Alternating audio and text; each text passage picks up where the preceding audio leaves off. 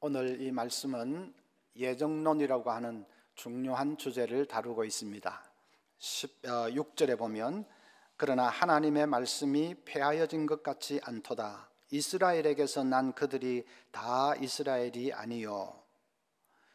이스라엘 백성 중에서도 참 이스라엘로 선택을 받은 사람도 있고 그렇지 못한 사람도 있다 하는 뜻입니다. 바울은 그것에 대해서 조상의 예를 들면서 설명을 합니다. 7절부터 아브라함의 예를 듭니다. 아브라함에게 이삭과 이스마엘 두 아들이 있었습니다. 그런데 이삭은 하나님의 자녀로 택함을 받았지만은 이스라엘은 택함을 받지, 이스마엘은 택함을 받지 못했습니다. 10절부터는 이삭의 예를 듭니다. 이삭에게는 야곱과 에서라고 하는 쌍둥이 아들이 있었는데 그 중에 야곱은 하나님의 자녀로 택함을 받았지만은 에서는 하나님의 자녀로 택함을 받지 못했습니다. 거기에서 예정론이 나옵니다. 하나님은 어떤 사람은 구원받을 사람으로 예정을 해놓으시고 어떤 사람은 구원받지 못할 사람으로 예정을 하셨다는 것입니다. 오늘날도 보십시오. 똑같이 복음을 들어도 믿는 사람도 있고 믿지 않는 사람도 있습니다. 구원받는 사람도 있고 구원받지 못하는 사람도 있습니다. 하나님의 선택을 받았느냐 받지 못했느냐 그 차이입니다. 하나님의 예정에 속했느냐 속하지 못했느냐 그 차이죠. 그러면 여러분 속에서 지금 질문이 그냥 부글부글 끓어오르실 겁니다. 예정론을 얘기하면 엄청나게 질문이 생기게 되어 있습니다. 하나씩 설명을 하겠습니다. 제일 먼저 떠오르는 질문은 불신자가 구원받지 못하는 것은 누구 책임인가 하는 문제입니다. 그들이 구원받지 못하는 것은 하나님이 그들을 택해주지 않아서 구원받지 못하는 것 아닌가? 그러면 그건 하나님 책임 아닌가 하는 의문이 생깁니다. 그것이 아닙니다. 인간이 망하는 것은 자기가 죄를 지었기 때문에 망하는 것입니다. 누가 죄를 지으라고 했습니까? 하나님이 죄를 지으라고 했습니까? 아니고 그냥 자기가 좋아서 자기가 죄를 짓는 것이지요. 그리고 그 죄값으로 심판을 받는 것입니다. 그러면 인간이 망하는 것은 자기 책임이지 어떻게 그것을 하나님 책임이라고, 하나님이 구원해 주지 않아서 망하니까 하나님 책임이라고 그렇게 말할 수가 있느냐 하는 것입니다. 제임스 케네디라는 목사님은 이런 예를 들었습니다. 불량배 5이 은행을 털려고 모의를 했습니다. 근데 친구가 그걸 알고는 당신들 그러면 안 된다고 옷소매를 붙들고 간곡하게 만류를 합니다. 그래도 그 불량배 5사람은 친구를 그냥 밀쳐버리고 은행으로 가려고 합니다. 친구가 급하게 그 중에 한 사람 다리를 걸어서 넘어뜨렸습니다. 그래서 그 넘어진 사람은 빠지고 나머지 4사람만 은행에 가서 강도짓을 했습니다. 그런데 결국 그 사람은 다 4사람은 잡혀서 사형 언도를 받았습니다. 물론 가지 못한 한 사람은 이제 형을 모면했지요. 자, 그런 경우에 그 4사람의 불량배가 사형 언도를 받은 것은 누구 책임입니까? 친구 책임입니까? 친구가 그 4사람도 다 다리를 걸어서 가지 못하게 말렸어야 하는데 그렇게 안 했으니까 그건 친구 책임입니까? 아니지요. 가서 강도짓을 한 사람 책임이지 어떻게 그걸 친구 책임이라고 할 수가 있겠습니까? 하나님도 마찬가지입니다. 인간은 자기가 좋아서 죄를 짓고 그 죄값으로 자기가 망하는 것인데 그걸 하나님이 구원해 주지 않아서 망했다고 하나님 책임이라고 그렇게 하는 것은 어불성설이죠. 또 한 가지 질문은 하나님이 불공평한 것이 아닌가 하는 질문이 생깁니다. 어떤 사람은 구원하고 어떤 사람은 구원하지 않고 하면 그건 하나님이 불공평한 것이 아닌가 하는 의문이 생깁니다. 불공평하지 않습니다. 하나님에게 모든 사람을 구원해야 할 의무가 있는 것이 아닙니다. 만약에 모든 사람을 구원해야 할 의무가 있다면 그 중에 어떤 사람은 구원하고 어떤 사람은 구원하지 않고 하는 것은 잘하는 일이 아니지요. 그건 불공평한 것이죠. 그런데 하나님에게 모든 사람을 구원해야 할 의무가 있는 것은 아닙니다. 어떤 마음씨 좋은 부자가 요즘 코로나 때문에 자영업자들이 어려움을 겪고 있다는 얘기를 듣고는 자기 사재를 털어서 1,000명의 자영업자들을 구제를 했습니다. 그걸 두고 당신 왜 더 많이 구제하지 않고 왜 1,000명만 구제했느냐? 당신 참 나쁜 사람이다. 그렇게 욕할 수 있습니까? 당신 재산으로 보면 10,000명도 구제할 수 있잖아. 그런데 왜 1,000명밖에 안 했어? 진짜 당신 없을 사람인. 그렇게 비난할 수 있습니까? 아니지요. 그 사람이 한 사람도 구제 안 할 수도 있지만 워낙 착한 사람이니까 1,000명을 구제했는데 그걸 가지고 10,000명 구제 안 했으니까 당신 나쁜 사람이다. 그렇게 욕할 수는 없는 것이죠. 하나님도 마찬가지입니다. 하나님도 한 사람도 구원 안 할 수도 있지만은 하나님이 워낙 사랑의 하나님이시기 때문에 그 중에 얼마를 구원을 했습니다. 그걸 두고 전부 다 구원 안 했다고 하나님 정말 잘못됐다고 그렇게 욕하는 것은 좀 잘못된 것 아닙니까? 그러면 이런 질문도 생길 겁니다. 하나님은 왜 인류 전체를 구원하시지 않느냐 하는 질문도 생기실 겁니다. 인류 전체가 구원받는다 하는 것을 보편 구원론이라고 합니다. 보편 구원론을 주장하는 사람들이 있습니다. 인류 전체를 구원받도록 그렇게 해야지 왜 하나님이 그 중에 일부만을 구원하느냐 하고 따지는 사람이 있습니다. 왜 은행 강도 5사람 전부 다리를 걸어서 넘어뜨려야지 왜 한 사람만 넘어뜨리느냐 하고 비난하는 것과 마찬가지죠. 거기에 대해서 22절부터 이렇게 말씀합니다. 만일 하나님이 그의 진노를 보이시고 그의 능력을 알게 하고자 하사 멸하기로 준비된 진노의 그릇을 오래 참으심으로 관용하시고 또한 영광받기로 예비하신 바 긍휼의 그릇에 대하여 그 영광의 풍성함을 알게 하고자 하셨을지라도 무슨 말 하리요? 말이 좀 긴데 한마디로 말하면 하나님이 인류 가운데 일부만을 구원하시는 그 과정을 통해서 하나님 자신의 영광을 풍성하게 드러내신다, 그런 뜻입니다. 만약에 하나님이 인류 전체를 구원한다고 해보십시오. 아무도 고마운 줄을 모를 겁니다. 감사한 줄을 모를 겁니다. 구원받는 게 그냥 당연한 일인 줄 생각하겠지요. 공기가 모든 사람에게 주어져 있으니까 우리는 공기의 소중함을 모르지 않습니까? 그래서 당연하게 생각합니다. 마찬가지로 모든 인간들이 자동적으로 다 구원을 받는다면 아무도 감사라는 것을 모를 겁니다. 이 구원받는 것이 특별한 은혜라는 것을 모를 겁니다. 그리고 그렇게 되면 믿음도 필요 없습니다. 하나님을 믿을 필요도 없고 하나님 의지할 필요도 없습니다. 그런 거 안 해도 자기도 모르는 사이에 다 이미 구원받고 있으니까요. 여러분 생각에도 믿음도 필요 없고 하나님 의지할 필요도 없고 가만히 있어도 자동으로 구원받는 그런 것이 하나님과 우리 사이에 바른 관계는 아니겠다고 여러분도 그렇게 느끼시죠? 바른 관계가 아닌 것입니다. 그래서 하나님께서 일부만 구원하십니다. 구원받는 사람이 정말 이것이 하나님의 은혜인 줄 깨닫게 하기 위해서, 감사하게 하기 위해서 그렇게 하십니다. 하나님 자신의 영광을 풍성히 드러내기 위해서 하나님이 그렇게 하십니다. 또 한 가지 질문은 가장 근본적인 질문입니다. 우리에게 하나님이 왜 이런 식으로 합니까? 저런 식으로 합니까? 하고 따지고 들 권한이 있느냐 하는 것입니다. 하나님이 어떤 사람은 구원하고 어떤 사람은 구원하지 않고 왜 그따위로 하느냐고 우리가 따질 권한이 있습니까? 어떤 사람은 다리를 걸어서 넘어뜨리고 어떤 사람은 왜 안 넘어뜨리고 왜 그런 식으로 하느냐고 따질 권한이 우리에게 있느냐? 20절부터 이렇게 말씀합니다. 이 사람아, 네가 누구이기에 감히 하나님께 반문하느냐? 지음을 받은 물건이 지은 자에게 어찌 나를 이같이 만들었느냐 말하겠느냐. 토기장이가 진흙 한 덩이로 하나는 귀히 쓸 그릇을 하나는 천히 쓸 그릇을 만들 권한이 없느냐. 어떤 사람이 그릇 2개를 사서 하나는 찬장 안에 고이 모셔놓고 하나는 밥하고 국하고 하는데 사용합니다. 그러면 그 국그릇이, 아니 저놈은 저렇게 찬장 안에 편하게 잘 있고 나는 왜 국하고 밥하고 함부로 사용하고 이럴 수 있습니까? 하고 주인에게 따질 수 있습니까?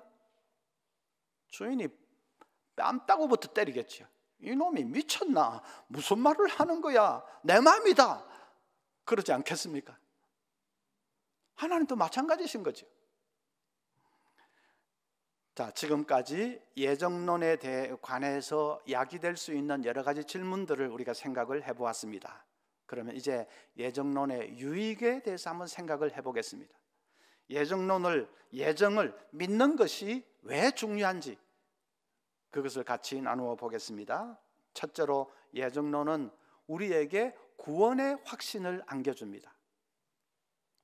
11절 보면 그 자식들이 아직 나지도 아니하고 무슨 선이나 악을 행하지 아니한 때에 택하심을 따라 되는 하나님의 뜻이 행위로 말미암지 않고 오직 부르시는 이로 말미암아 서게 하려 하사. 이 말씀은 이런 뜻입니다. 야곱이 택함을 받은 것이 야곱이 에서보다 더 선하다든지 에서보다 더 믿음이 좋다든지 그래서 야곱이 택함을 받은 것이 아니라는 것입니다. 하나님이 당신의 주권적인 뜻을 따라서 하나님이 그냥 좋아서 야곱을 택한 것입니다. 16절에도 그런즉 원하는 자로 말미암음도 아니요 다른 박질하는 자로 말미암음도 아니요 오직 긍휼히 여기시는 하나님으로 말미암음이니라. 택함을 받는 것은 인간이 원한다고 되는 것도 아니고 열심히 다른 박질하고 열심히 산다고 되는 것도 아니라는 말입니다. 오직 하나님이 긍휼히 여기셔서 그 사람을 택해 주실 때에 택함을 받는다는 말입니다. 아무 인간의 조건을 보지 않고 하나님의 뜻을 따라 하나님이 주권적으로 택하기 때문에 택함을 받는다는 말입니다. 그래서 우리가 구원의 확신을 가질 수가 있습니다. 여러분, 만약에 구원이 인간의 어떤 조건에 달려 있다고 하면 그 구원은 불투명한 것이 될 것입니다. 내가 믿음이 좋고 내가 열심히 살고 할 때는 구원에 점점 더 가까워지고, 그런데 인간이 늘 그렇게만 할 수 있습니까? 이제 믿음이 약해지고 또 흔들리고 이렇게 하면 또 구원이 또 희미해지고, 인간의 상태에 따라서 늘 구원이 분명했다가 희미해졌다가 이랬다가 저랬다가 요동치게 될 것입니다.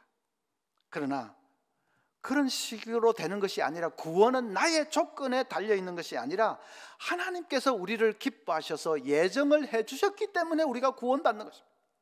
하나님이 당신의 주권적인 뜻을 따라 우리를 예정하셨기 때문에 우리가 구원을 받는 것입니다. 그러니까 구원은 확실한 것이지요. 하나님이 예정했다 하면 그건 만고불변의 확실한 것 아닙니까? 그렇게 하나님이 우리를 예정을 해 주셨기 때문에 우리가 구원을 받으니까, 그러니까 그 구원은 확실한 것입니다. 로마서 말씀이 이 예정론을 강조하는 이유가 바로 그런 것입니다. 저도 한때는 예정론은 아주 이건 교리적인 것이고 이걸 얘기하면 논쟁이 많이 생기고 좀 이해 안 되는 그런 것도 많이 생기고 그러는데 구태여 예정론을 말할 필요가 있을까, 그렇게 생각했던 적이 있습니다. 그런데 지금 알고 보니까 그런 것이 아닙니다. 만약에 예정론이 없으면 더 큰 문제가 야기됩니다. 우리가 구원의 확신을 가질 수가 없게 됩니다. 구원의 확신을 가지는 것은 기독 신자의 그 아주 기초고 전부인데 그것을 가질 수가 없게 됩니다. 늘 내 상태에 따라서 조금 구원이 또 조금 분명한 것 같다가 희미한 것 같다가 늘 그러게 됩니다. 그러나 하나님이 우리를 예정하셨으므로 그 예정은 불변하는 것이니까 우리가 구원을 받는다면 그건 우리의 구원은 확실한 것이다. 그래서 예정론이 얼마나 중요한지 모릅니다. 둘째로 예정론은 우리에게 감사의 삶을 살게 해줍니다. 사람마다 신앙생활을 하게 된 동기는 다양합니다. 어떤 사람은 어릴 때 교회에서 주는 사탕 하나 얻어먹으려고 나왔다가 평생 이제 예수 믿게 된 사람도 있습니다. 어떤 사람은 친구 손에 끌려서 억지로 교회에 나온 사람도 있고, 어떤 사람은 병 걸려 나온 사람도 있습니다. 어떤 사람은 인생의 위기를 당해서 교회 가면 좀 해결받을 수 있을까, 신락 같은 희망을 안고 나와서 신앙생활 하게 된 사람도 있습니다. 신앙생활 하게 된 동기와 과정은 다 다르지만은 그 근본 출발점은 하나입니다. 하나님이 우리의 구원을 예정하셨기 때문입니다. 하나님이 예정하셨기 때문에 때가 되면 이런 일 저런 일, 이런 과정 저런 과정 통해서 결국은 이제 교회에 나오게 되는 것이죠. 여러분, 그거 생각하면 정말 감사하지 않습니까? 내가 선한 것도 아니고 믿음이 좋았던 것도 아닙니다. 내가 하나님을 열심히 찾았던 것도 아닙니다. 나는 아무것도 한 것도 없는데 하나님이 나를 사랑하시고 하나님이 나의 구원을 예정하셔서 지금 이렇게 믿음 생활하고 있습니다. 하나님이 아무 조건 보지 않고 그저 나를 기뻐하셔서 나를 택해 주셨습니다. 은혜로 나를 택해 주셨습니다. 그런 일이 어디 있습니까? 얼마나 감사합니까? 예정론 끄집어내면 자꾸 논쟁이 생기니까 그런 얘기 안 하는 것이 좋다 하는 사람이 있는데 그런 게 아닙니다. 예를 들어 백화점에 갔는데 눈앞에 100만 원짜리 아주 멋진 코트가 걸려 있어서 그날은 뭐 눈이 좀 헷가닥했는지 그걸 사려고 이렇게 하는데 점원이 달려오더니 100만 원 가격표를 떼버리고 10만 원 딱 붙입니다. 지금부터 특별 세일에 들어간다는 것입니다. 그러면 여러분 그 점원에게 따집니까? 조금 전까지 100만 원 해놓고는 내가 살려고 하니까 왜 10만 원 하느냐, 이런 법이 어디 있어 하고 따집니까? 아니지요. 그냥 이런 땡잡을 일이 있나, 이거 룰루랄라 하고 콧노래가 나오겠지. 따지는 사람 누가 따집니까? 세일하기 전에 산 사람이 따지겠죠. 따져봤자 소용도 없지만. 마찬가지입니다. 예정론을 얘기하면 자꾸 따지고 드는 사람은 구원받지 못한 사람이 그렇게 할 가능성이 많습니다. 구원받은 사람은 따져지지가 않습니다. 나같이 아무 자격도 없는 사람을 하나님께서 나를 예정해 주셨다니, 나는 아무것도 한 것도 없는데 그냥 하나님이 나를 아시고 나의 구원을 예정해 주셨다니, 그거 생각하면 진짜 가슴이 벅차고 이런 일이 있을 수 있는가, 눈물이 납니다. 사도 바울이 그랬습니다. 디모데전서 1장 13절에 내가 전에는 비방자요 박해자요 폭행자였으나 도리어 긍휼을 입은 것은 내가 믿지 아니할 때에 알지 못하고 행하였음이라. 우리 주의 은혜가 그리스도 예수 안에 있는 믿음과 사랑과 함께 넘치도록 풍성하였도다. 여러분, 이 바울의 이 마음을 한번 읽어보십시오. 무지막지하게 교회를 핍박하고 성도들을 잡아 죽이는데 앞장을 섰던 나 같은 자가 어떻게 이렇게 구원을 받았는지, 그건 하나님의 은혜 아니고는 설명할 길이 없습니다.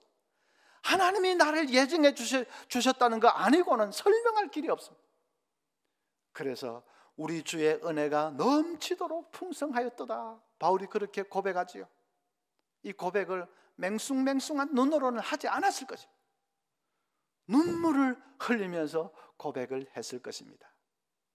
예정론은 눈물로서 고백하는 교리입니다. 따지고 드는 게 아니라 자주 하나님의 예정을 생각해 보십시오. 하나님이 어떻게 나 같은 것을 예정을 해 주셨는가? 내가 뭘 했다고? 내가 무슨 믿음이 좋다고? 내가 하나님을 무슨 사랑이라도 했는가? 그런데 나 같은 것을 어떻게 하나님이 예정해 주셨는지 자주 그걸 묵상을 하십시오. 예정론은 우리에게 감사와 감격의 삶을 살게 해줍니다. 셋째로, 예정론은 우리에게 미래에 대한 확신을 안겨줍니다.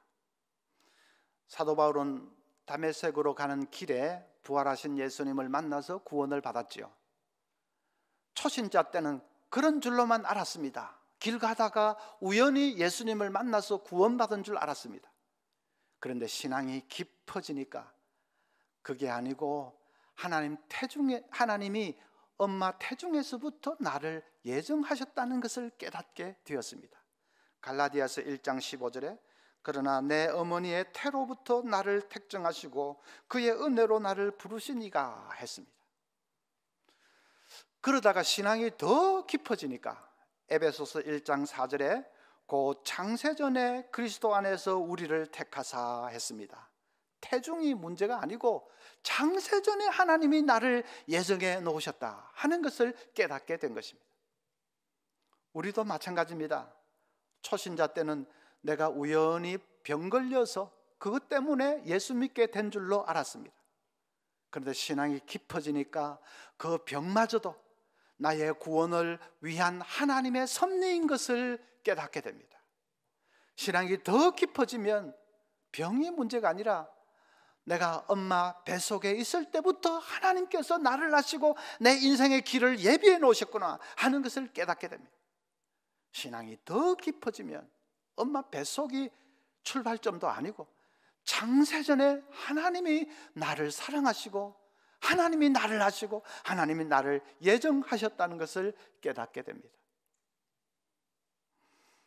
우리는 영원전 창세전부터 하나님의 가슴 속에 있었습니다. 예정론이 그것을 말하는 것입니다. 영원전부터 하나님은 나를 아시고 나를 사랑하셨습니다. 내가 하나님의 자녀로서 복된 삶을 살도록 하나님이 내 인생의 길을 그렇게 예정하셨습니다. 내가 장차 새하늘 새 땅에서 영생을 누리며 살도록 하나님이 내 인생의 길을 그렇게 만들어 놓으셨습니다.